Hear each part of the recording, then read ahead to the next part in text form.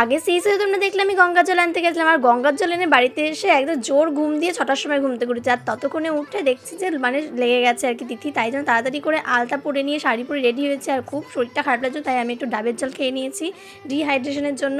Because আমাদের মধ্যে না একদমই নির্জলা উপোসটা নেই বললেই চলে। তাই আমার মা আমাকে বলে সবসময় আখের রস বা ডাবের জল বা গুড়ের শরবত সামথিং কিছু লিকুইড খেয়ে নিতে।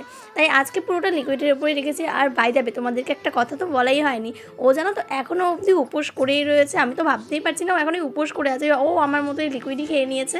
তো আমরা কিন্তু মন্দিরে চলে এসেছি, আর দেখতে পাচ্ছ মন্দিরে কী পরিমাণে ভিড়। যেহেতু এটা প্রথম প্রহর, আর প্রথম প্রহরে ভিড়টা সব সময় একটু বেশি হয়, আর প্রচুর পরিমাণে ভিড় হয়েছিল। আর সবাই তো অঞ্জলি নিচ্ছে এক সাইডে জলও দিচ্ছে।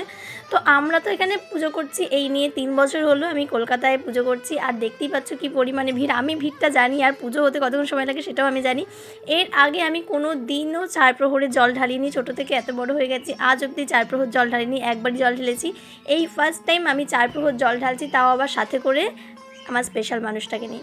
তো এটাই হচ্ছে আমার কাছে একটা বড় প্রাপ্তি। তো আজকে আমি পরেছিলাম এই সুন্দর হ্যান্ডলুমের একটা শাড়ি, কেমন লাগছিল আমাকে অবশ্যই কমেন্ট করে জানিও। তো আমি এখানে 7 রকমের ফল নিয়েছিলাম, 7টা ফল, কারণ বেজোড় ফল দিতে হয় শুনেছি। আমার মাই সমস্ত কিছু আমাকে আয়োজন করে দেয় প্রত্যেকবারই যখন আমি উপোস টুপোস করি কোনো কিছুতে। আমার পেছনে ভিড়টা দেখতে পাচ্ছ, আমি এখন এখানে অঞ্জলি নিতে বসে পড়েছি।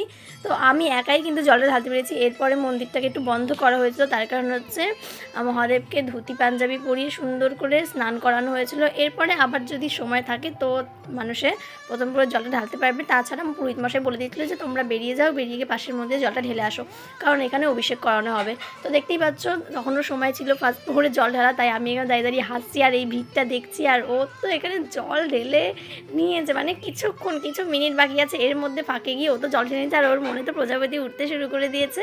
তো জল ঢালা আমাদের ফার্স্ট ফ্লোরের কমপ্লিট, তাই আমি এখন বসে রয়েছি মন্দিরের সামনে, আর ও আমাকে এখানে বসিয়ে আমার মাকে এখন নিয়ে আসতে গেছে। তো তোমাদের নেক্সট সিরিজে দেখাবো দ্বিতীয় ফ্লোরের জল ঢালা। তো টাটা।